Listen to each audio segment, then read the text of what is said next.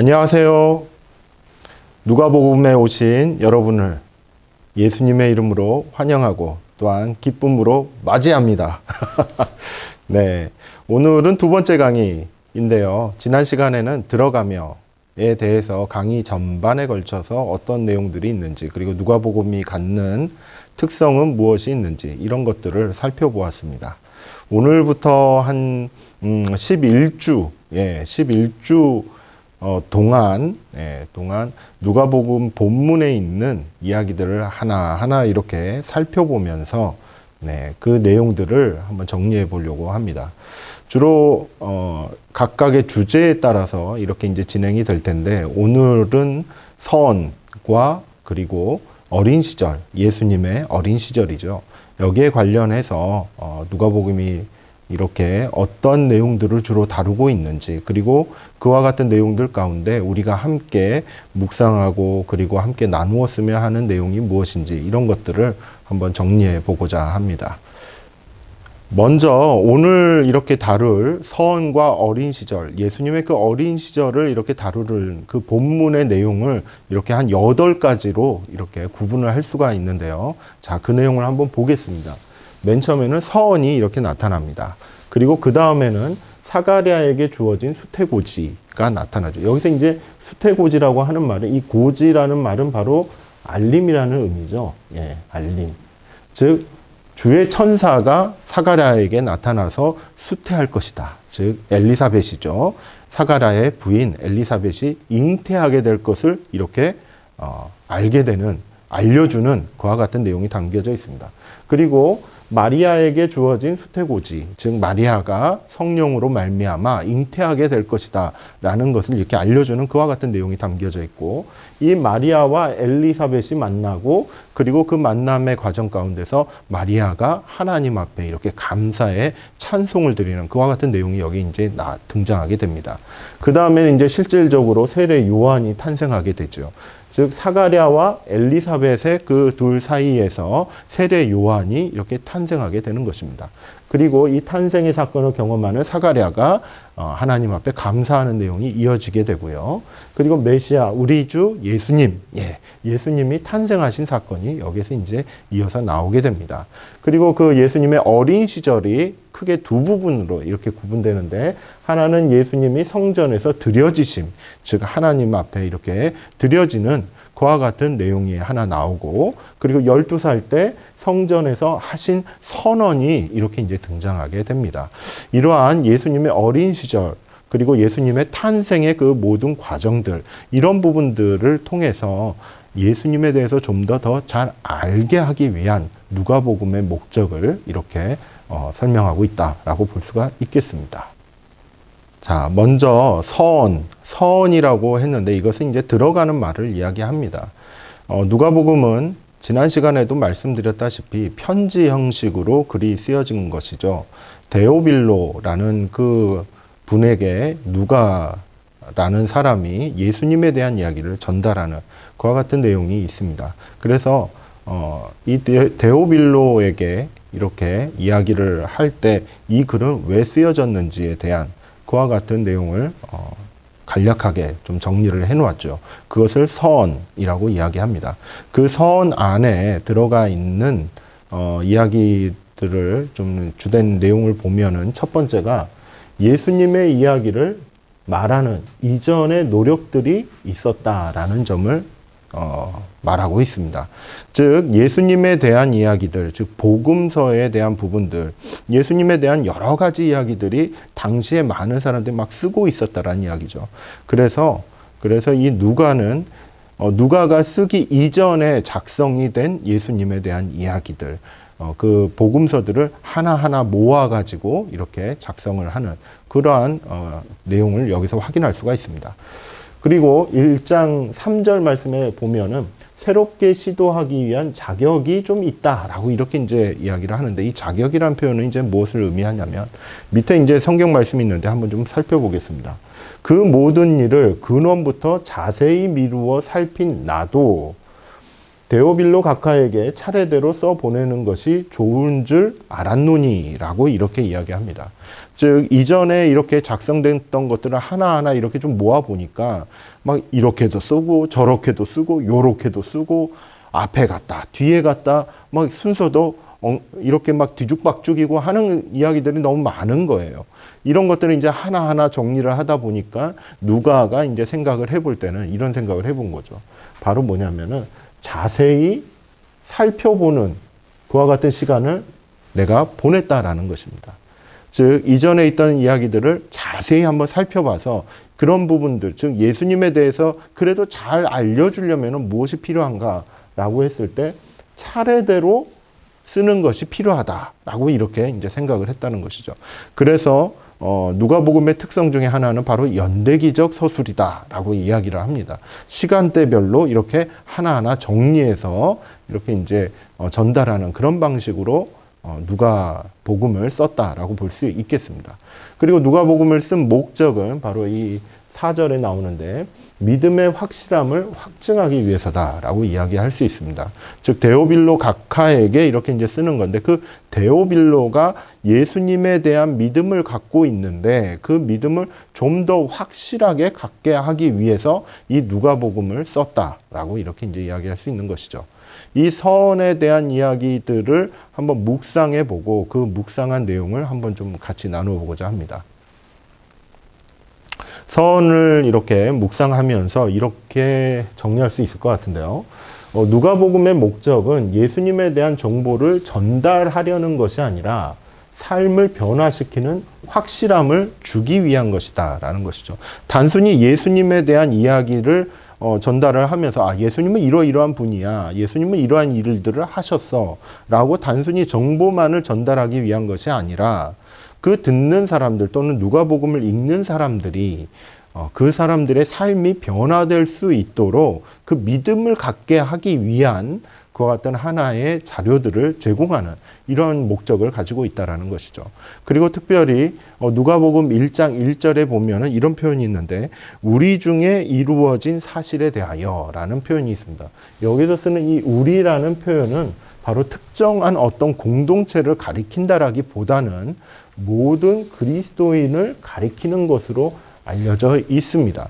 그렇기 때문에 이 누가복음은 단순히 데오빌로 각하에게만 쓰는 것이 아니라 바로 이 글을 읽는 누가복음을 읽는 모든 그리스도인들이 예수님을 향한 믿음을 보다 확고하게 보다 확실하게 가질 수 있도록 이렇게 하기 위한 그런 목적을 가지고 있다라는 것을 우리가 기억할 필요는 있겠습니다. 이는 각하가 알고 있는 바를 더 확실하게 하려 함이니라.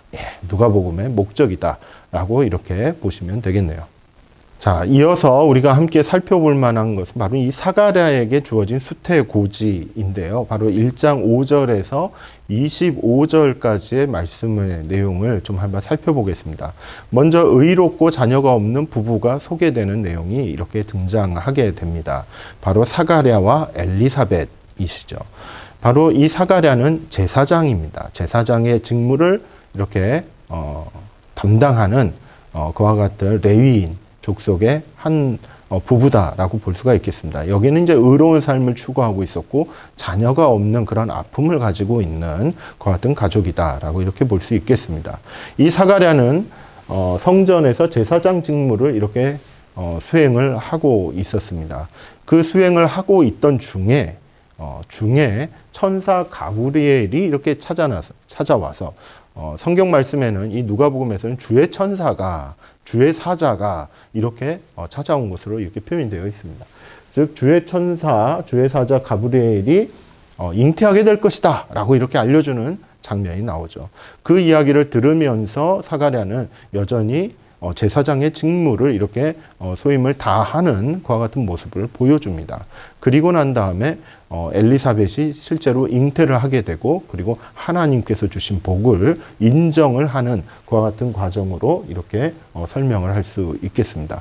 이러한 사가랴에게 주어진 그와 같은 수태고지를 통하여서 우리가 좀 한두 가지를 좀 생각해 보면 좋을 것이 무엇이냐면은 자, 사가랴가 천사에게 이르되 내가 이것을 어떻게 알리오? 내가 늙고 아내도 나이가 많으니이다.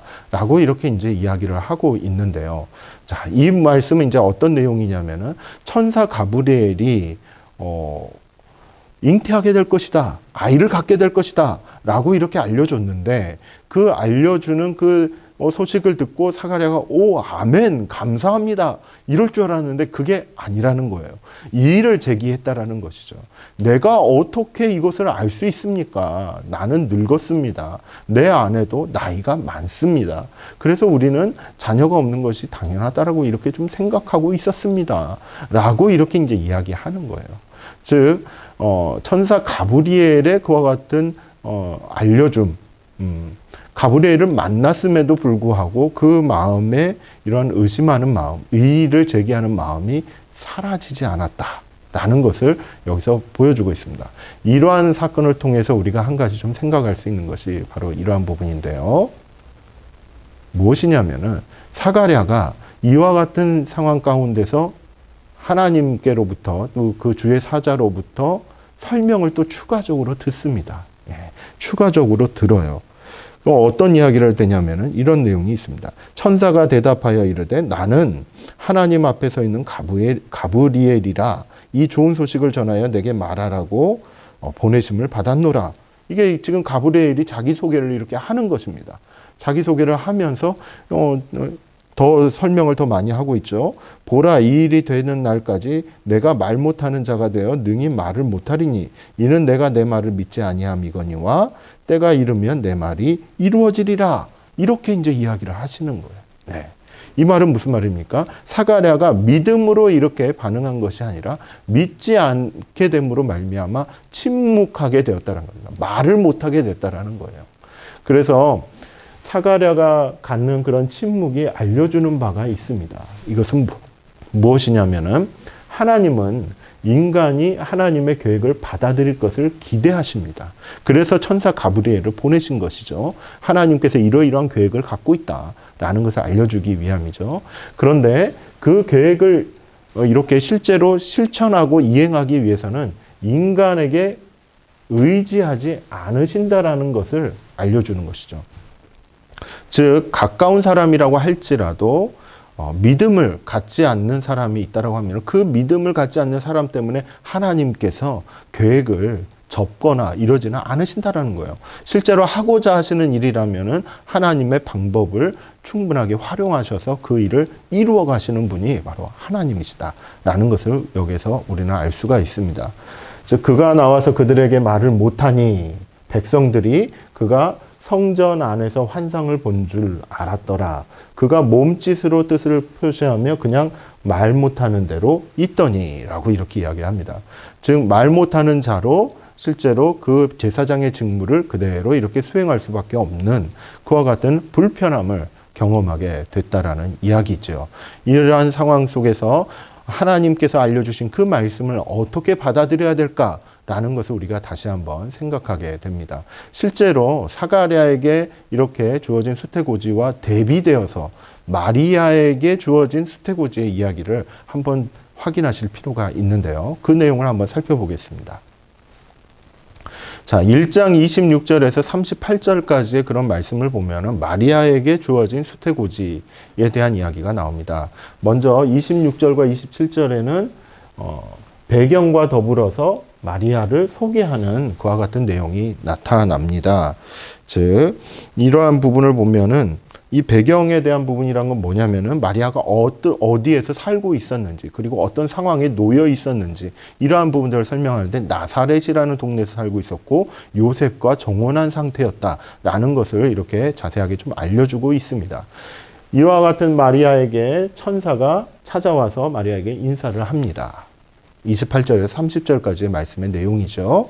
이렇게 인사를 하고 난 다음에 전하는 말이 무엇이냐면 천사의 수태고지, 즉 잉태를 하게 될 것이다 라는 것을 전하고 있는 것이죠. 그 내용이 이렇게 표현되어 있습니다. 은혜를 받은 자여 평안할지어다 주께서 너와 함께 하시도다. 이와 같은 말씀을 전하고 있어요. 그러면서 30절 말씀에 보면은 마리아여 무서워하지 말라. 내가 하나님께 은혜를 입었느니라 라고 이야기하면서 보다 이제 적극적으로 얘기를 합니다. 보라 내가 잉태하여 아들을 낳으리니 그 이름을 예수라라 라고 이렇게 실제로 잉태하고 아들을 낳게 될 것이다 라는 것을 이야기합니다. 그리고 그 아들이 무슨 일을 하게 될 것인지에 대해서도 말씀을 전하고 있죠. 이것은 무엇이냐면 그가 큰 자가 되고 지극히 높으신 이의 아들이라 일컬어질 것이요 주 하나님께서 그 조상 다윗의 왕위를 그에게 주시리니 영원히 야곱의 집을 왕으로 다스리실 것이며 그 나라가 무궁하리라. 바로 32절과 33절에 있는 말씀입니다. 이 말씀을 통해서 마리아는 내가 하나님께로부터 은혜를 받고 그리고 아들을 잉태하게 되겠구나 라는 것을 확인을 하게 됐죠. 그런데 마리아가 드는 생각이 하나 있습니다. 무엇이냐면은 이게 바로 마리아가 이의를 제기하는 내용이에요. 34절에 있는 내용인데요. 한번 읽어보겠습니다. 마리아가 천사에게 이르되 나는 남자를 알지 못하니 어찌 일이 있으리까? 나는 남자를 알지 못합니다. 그런데 내가 잉태를 하다니요. 이게 어떻게 가능한 일입니까? 이와 같은 인간적인 것 같은 질문을 하게 되는 것이죠. 그러자 천사 가브리엘이 이제 정확한 또 설명을 이렇게 다 하게 됩니다. 정확한 설명을 하게 돼요. 그게 이제 한 구절만 좀 보면은 35절에 있는 내용인데요. 천사가 대답하여 이르되 성령이 내게 임하시고 지극히 높으신 이의 능력이 너를 덮으시리니 라고 얘기해요. 성령님이 하실 것이다 라고 이렇게 전하는 것이죠. 그러자 이제 마리아는 순종의 고백을 하게 되는 것입니다. 마리아가 이르되 주의 여종이오니 말씀대로 내게 이루어지이다 하매 천사가 떠나가니라 라고 얘기해요. 사가랴와 마리아의 비교가 되는 것이죠. 사가랴는 그렇게 정확한 설명을 듣고도 이거 믿음을 갖지 못하는 그와 같은 한계를 보였어요. 하지만 마리아는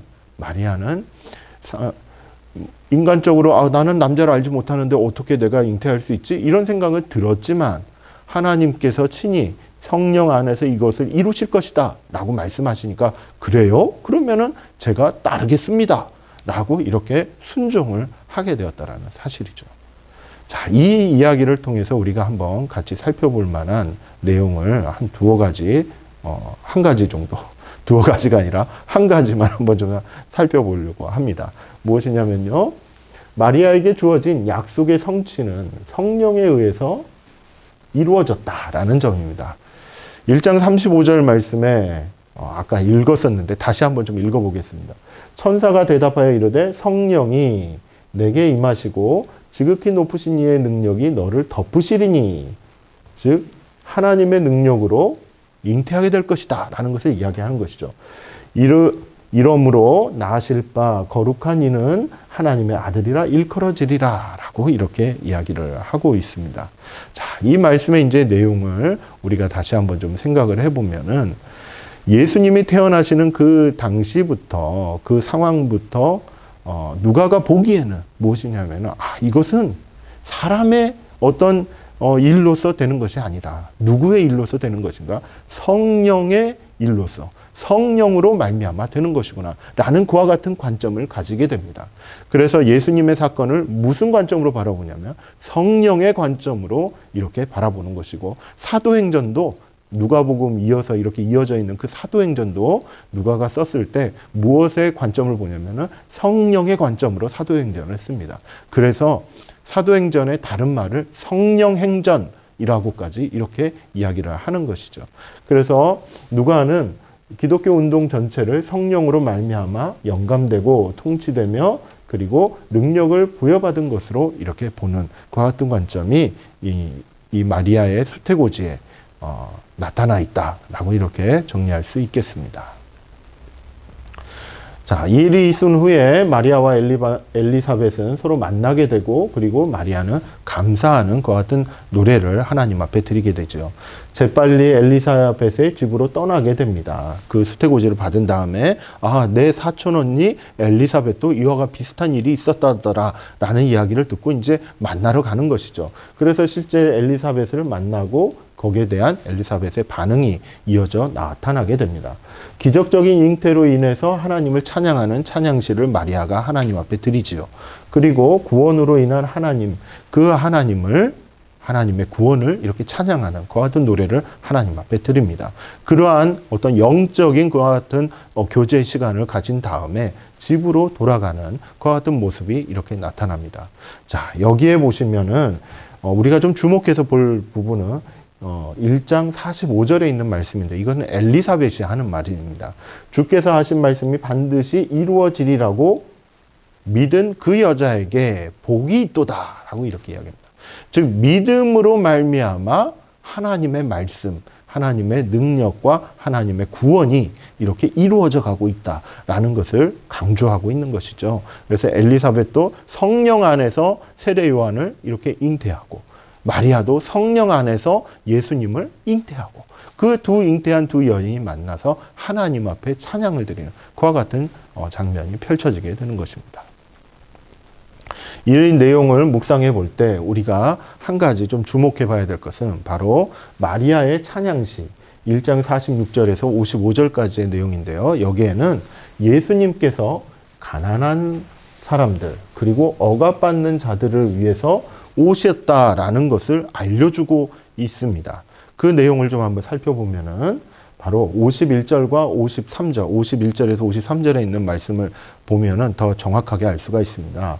그의 팔로 힘을 보이사 마음의 생각이 교만한 자들을 흩으셨고 권세 있는 자를 그 위에서 내리치셨으며 비천한 자를 높이셨고 줄인 자를 좋은 것으로 배불리셨으며 부자는 빈손으로 보내셨도다 라고 이렇게 이야기하고 있습니다. 자, 이 내용들을 보면은 권세 있는 자는 내리치신 것, 그리고 비천한 자는 높이시는 것, 줄인 자에게는 배불리 먹이시는 것, 그리고 부자는 빈손으로 또 보내주시는 것. 즉 교만한 자를 낮추시고 겸손하고 비천한 자들을 높이시는 그와 같은 하나님을 표현하고 있는 것이죠. 예수님께서 태어나셨다라는 것은 바로 이와 같은 일들을 이루어 주신 것이라고 마리아는 그렇게 성령 안에서 예수님이 태어나시는 그와 같은 사건을 해석하고 하나님 앞에 찬송을 드렸다라고 이렇게 정리할 수 있겠습니다. 자, 그 이후에 이제 나타나는 그러한 이제 내용은 바로 세례 요한이 탄생하는 것과 거기에 대한 사가랴의 감사 찬양시가 이렇게 등장하게 됩니다. 엘리사벳의 아이 세례 요한이죠. 요한이 태어납니다. 그리고 그 세례 요한, 그 엘리사벳의 아이에게 요한이라고 이름을 지은 그와 같은 장면이 이어지게 됩니다.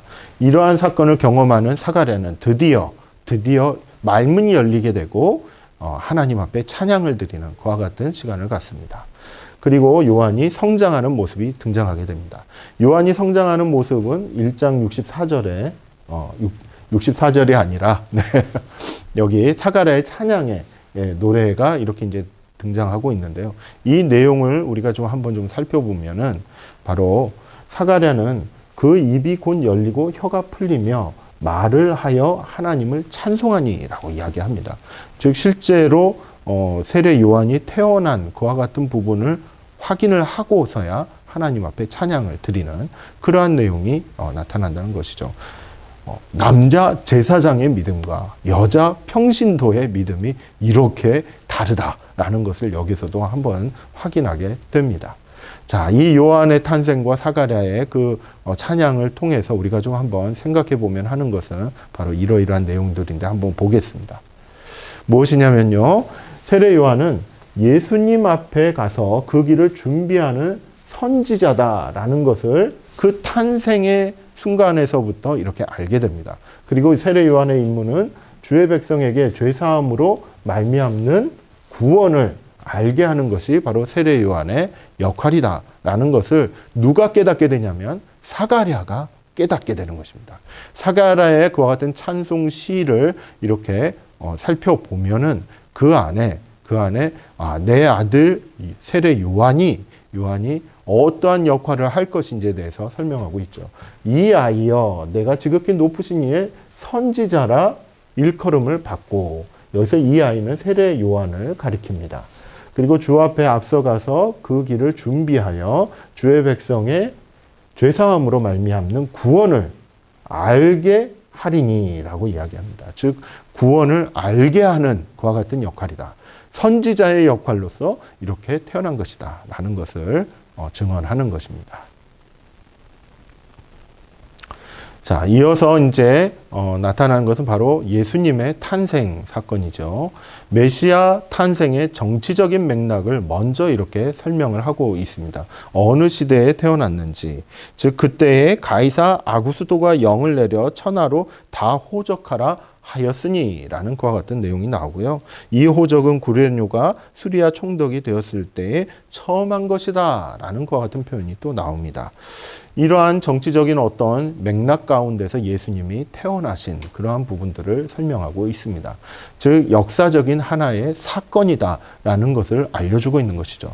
그리고 2장 6절에서 7절 사이에는 메시아의 탄생, 예수님이 탄생하는 것 같은 이야기가 기록이 되어 있습니다. 그리고 목자들에게 천사들이 나타나서 예수님이 탄생하신 것 같은 일들을 이렇게 설명하고 있고요. 거기에 따른 목자들의 반응이 나타나 있습니다. 핵심 구절이라고 볼 수 있는 것은 바로 2장 14절이라고 볼 수 있는데요.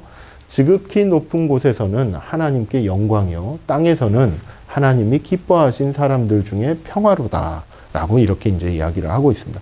예수님이 탄생하시는 그 사건의 의미는 무엇이냐? 하나님께는 영광이 드러나는 일이다. 하나님의 영광이 드러나는 일이다 라는 것이고, 또 하나는 뭐냐면 사람들에게 있어서는 평화가 이루어지는 일이다 라는 것을 알려주고 있습니다. 예수님이 오심으로써 하나님의 영광이 드러나여지고, 그리고 사람들 사이에서는 평화가 이루어지게 될 것이다 라는 것을 이 말씀을 통해서 우리는 확인하게 되는 것이죠. 자, 이러한 예수님의 탄생, 메시아의 탄생을 묵상하면서 우리는 크리스마스에 대해서 한번 생각해 보지 않을 수가 없습니다. 오늘날의 크리스마스는 사실 상업적인 요소가 많이 들어가 있죠. 그래서 상업적인 크리스마스는 실제로 예수님의 말씀을 듣거나 그리고 그분께 주의를 기울이지 않습니다. 오히려 이 상업적인 크리스마스는 예수님을 이렇게 집중하기보다는 다른 것에 더 많은 집중을 하게 되죠. 실제로 예수님의 생일을 정확하게 잘 알지 못했던 옛날 그 중세시대 그 사람들은 그 성 니콜라스를 축하하고 그들을 기념하는 그 축일에 축하하는 그 날에 기념일에 예수님의 그 생일을 이렇게 적용을 하는 그와 같은 모습을 보여줍니다. 이때 산타 할아버지가 이제 나타나게 되는 것이죠. 그리고 이 산타 할아버지가 뚱뚱하고 이렇게 좀 수염도 이렇게 많고 하는 그와 같은 표현은 1930년대에 어느 만화가가 이 산타 할아버지를 이렇게 표현을 했는데 그 표현이 오늘날까지 이렇게 이어지는 것이죠. 이게 이제 상업적인 도구로서 이렇게 잘 활용이 되면서 나름대로 돈 버는 수단으로 이렇게 활용이 되는 이 부분이 오늘날의 그 크리스마스의 어떤 흐름 가운데 있다는 것이죠. 하지만 진정한 크리스마스는 무엇인가라고 했을 때 예수님처럼 있는 것을 주면서 자기 것을 비우는 것이 바로 진정한 크리스마스의 의미다라고 말씀드릴 수 있습니다. 하나님의 자리를 비우고 사람의 자리로 오셨습니다. 그것도 왕궁이 아니라 말구육간에 이렇게 오신 것이죠. 이와 같은 부분들은 뭐냐면 하나님께서 인간이 되신 그 과정 속에는 비워서 이렇게 인간이 되시는 그러한 과정들을 이야기하는 것입니다. 즉 구원에 대한 지식을 주는 것입니다.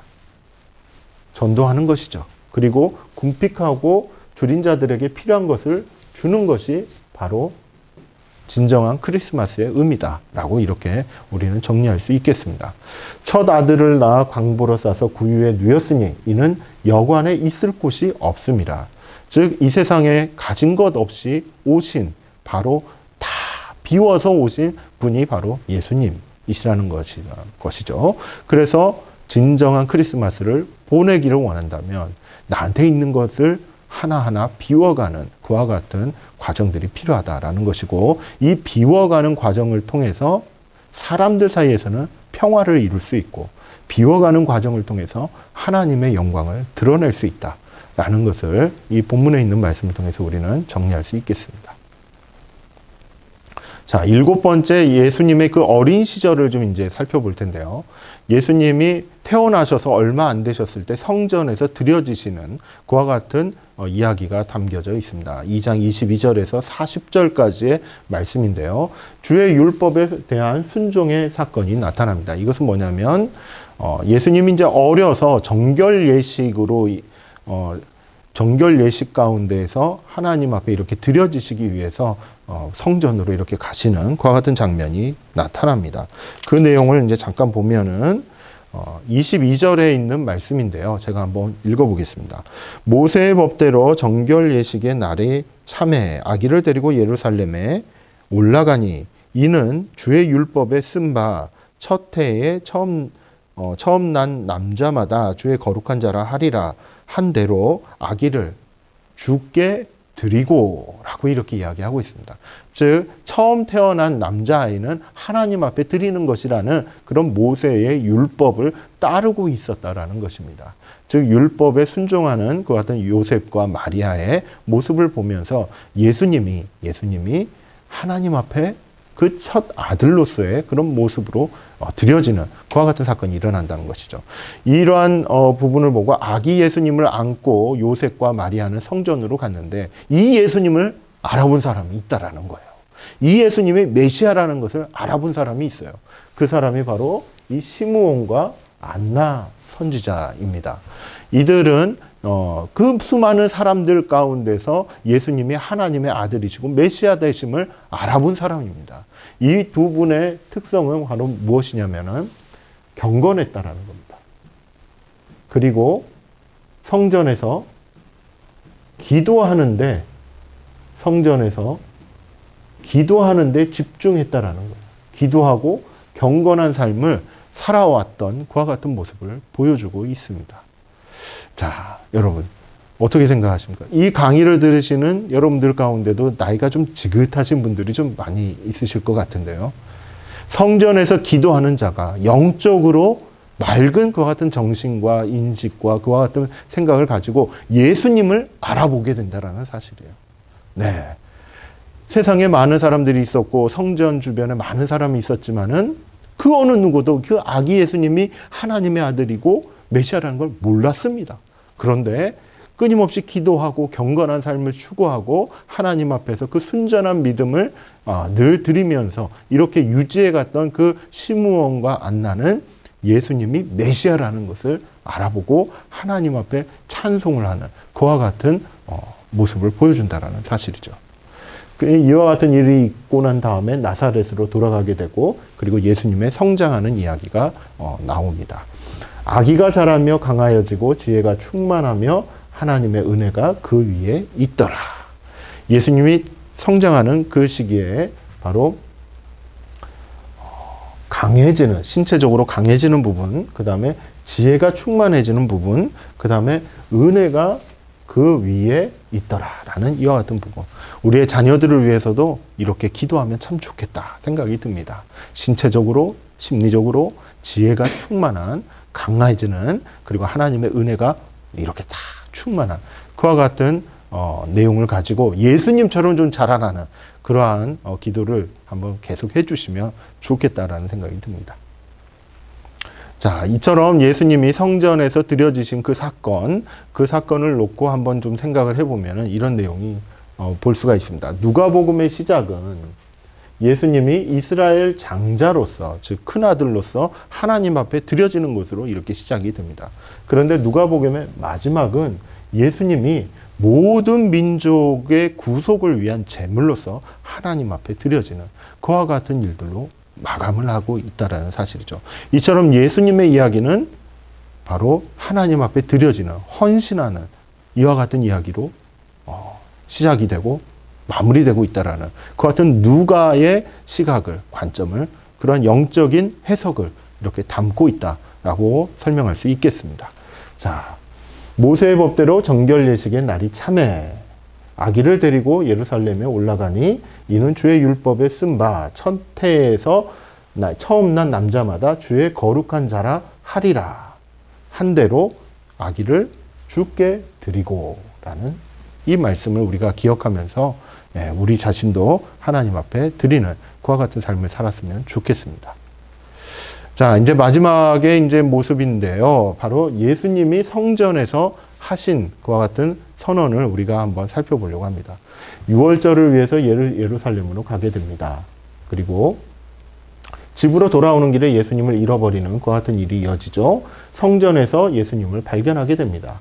그런 다음에 다시 나사렛으로 돌아오게 되고 예수님의 지혜와 성숙함과 그리고 은혜에서 성장하는 그와 같은 모습으로 이렇게 정리를 하는 본문의 내용입니다.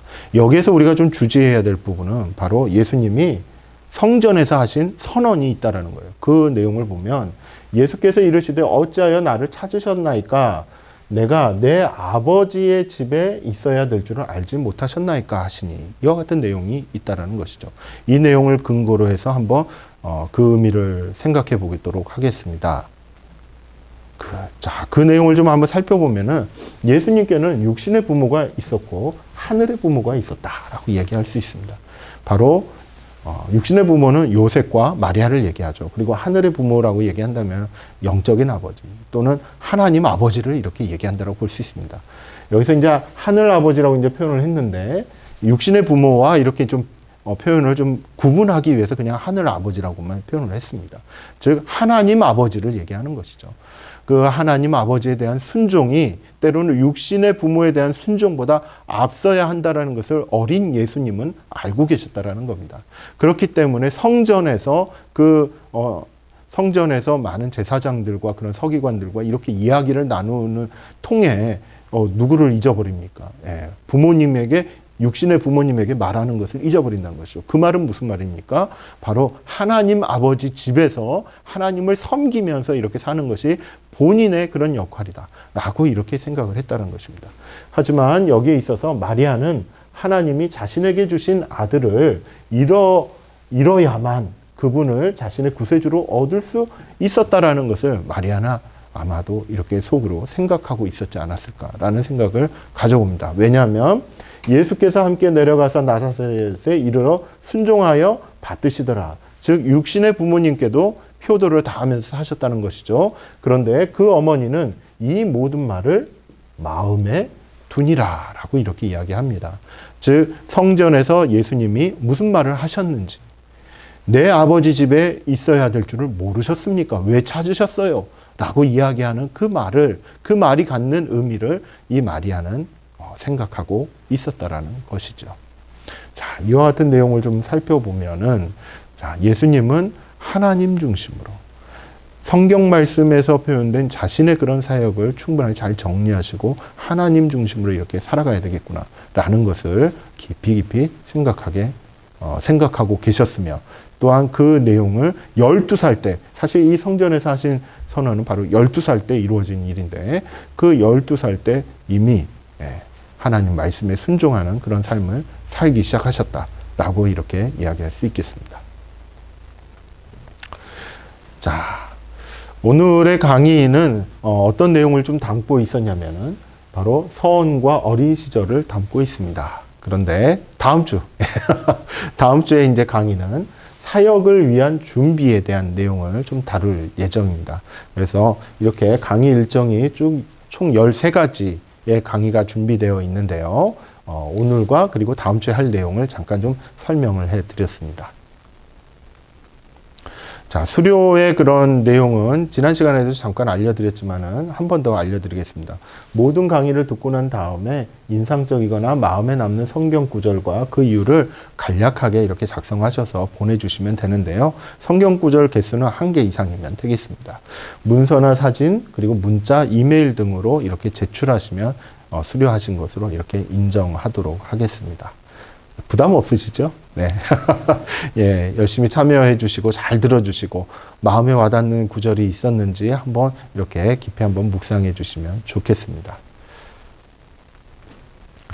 자, 다음 강의는 사역을 위한 준비라는 주제로 이렇게 진행을 할 텐데요. 누가복음 3장 1절에서 4장 13절까지 내용을 다루어 보도록 하겠습니다.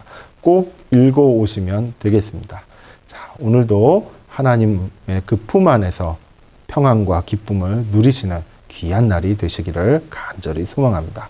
감사합니다.